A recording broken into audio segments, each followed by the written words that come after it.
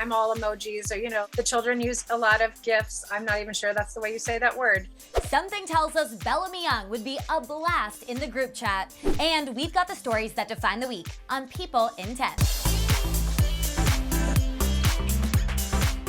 I'm Andrew Belke, bringing you everything you need to know about pop culture right now. We've got 10 minutes, so let's dive right in with the first 5, starting with your favorite posts of the week. Simone Biles has a diamond ring to add to her collection of bling, now that she and Houston Texans safety Jonathan Owens are engaged, a decision that Simone calls the easiest yes. In her announcement, the Olympian added that she can't wait to spend forever and ever with her man. And these two Hollywood moms have something to celebrate, as Kate Hudson's son Ryder made his relationship Instagram official with Judd Apatow and Leslie Mann's daughter Iris. Kate left a sweet comment on her son's smoochy photo, while Leslie and Iris's older sister, Euphoria star Maude Apatow, shared their support as well. And Kanye West is taking accountability for his now deleted Instagrams directed at his estranged wife Kim Kardashian. Kanye shared an influx of posts over the weekend that included screenshots of texts he'd received from both Kim and her current boyfriend Pete Davidson. But this week he wiped his account clean,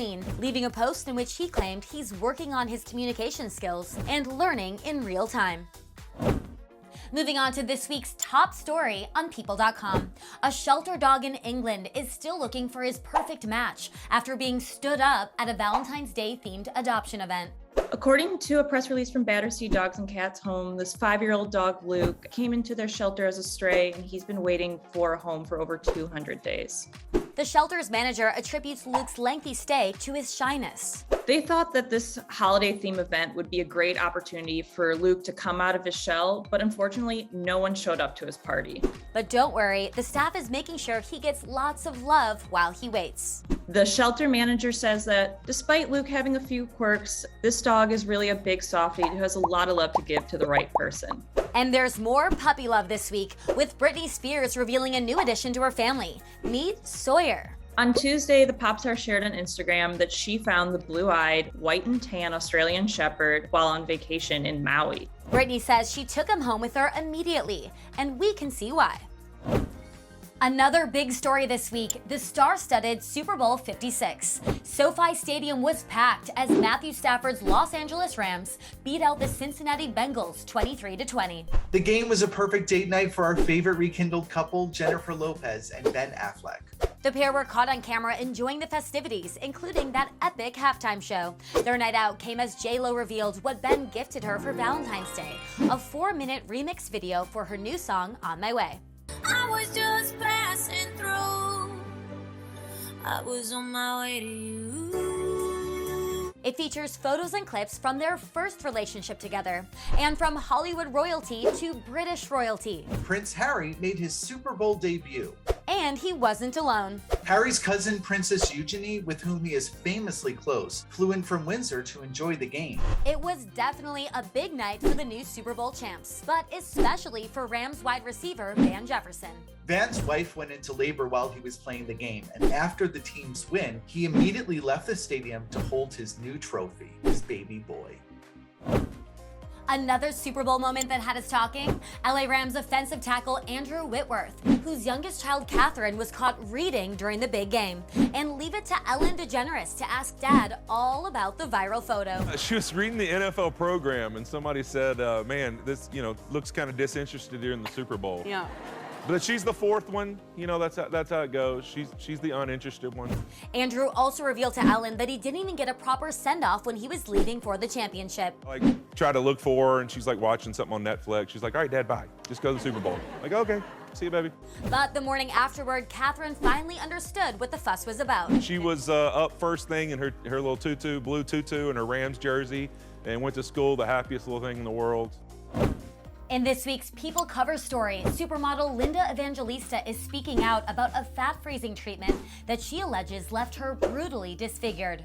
It was supposed to be non-invasive, not painful, no surgery, and that expression, if it sounds too good to be true, it probably is, came to fruition on me there. After living in seclusion for 5 years post-treatment, she's sharing her story and says she's done hiding. And in more from this week's issue, Hollywood icon Helen Mirren says she's honored to be the latest recipient of the Screen Actors Guild Life Achievement Award, ahead of the February 27th ceremony.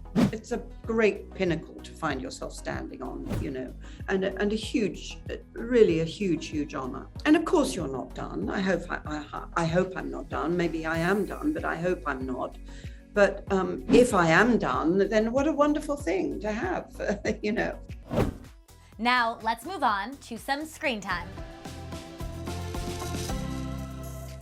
I am thrilled to be joined now by Bellamy Young, one of the stars of the drama series Promised Land. I'm going to buy your company right out from under you.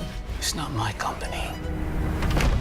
It's my family's, and no one is taking it away from us. For these final 5 minutes of the show, I'm gonna ask you 5 questions. For question number 1, you have to give me 1 answer. For question number 2, you have to give me 2 answers, and so on. Let's get started.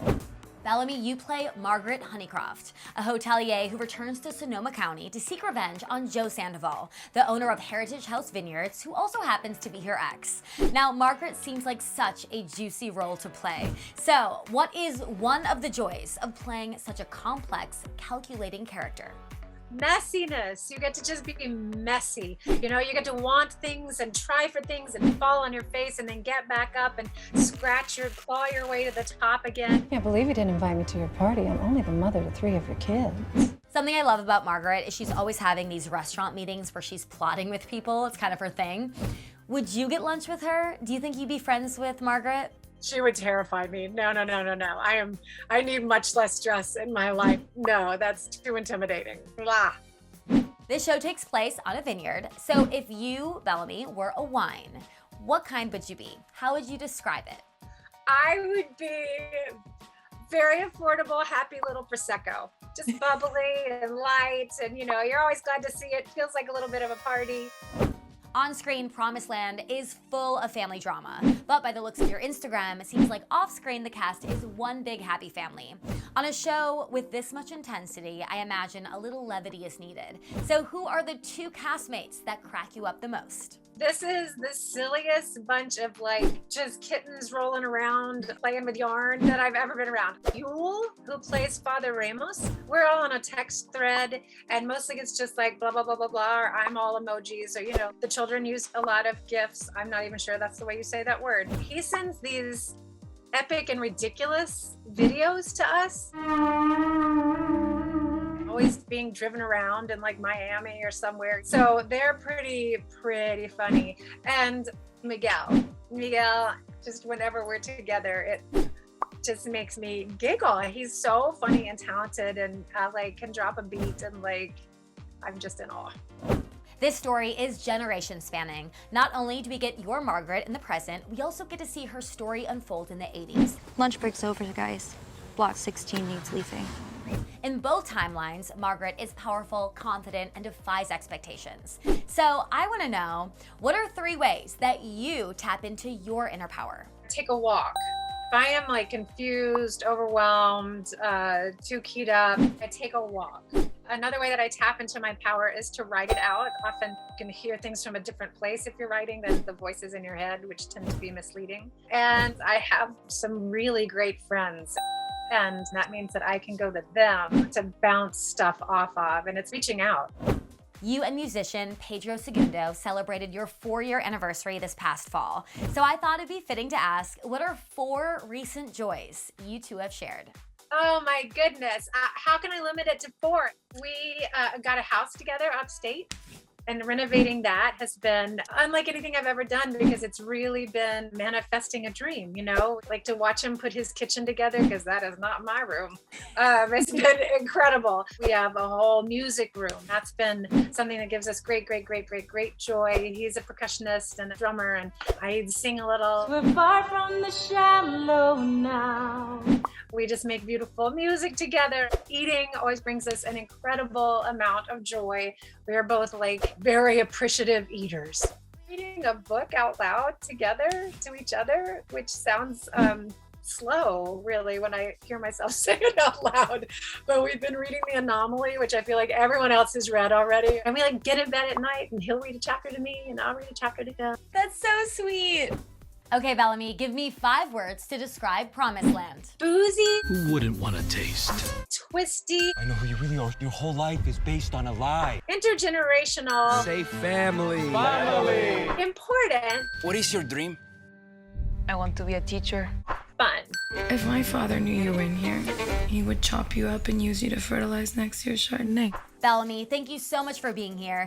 Everyone, be sure to watch Promised Land, streaming exclusively on Hulu starting March 1st. All right, time's up. See you next Thursday.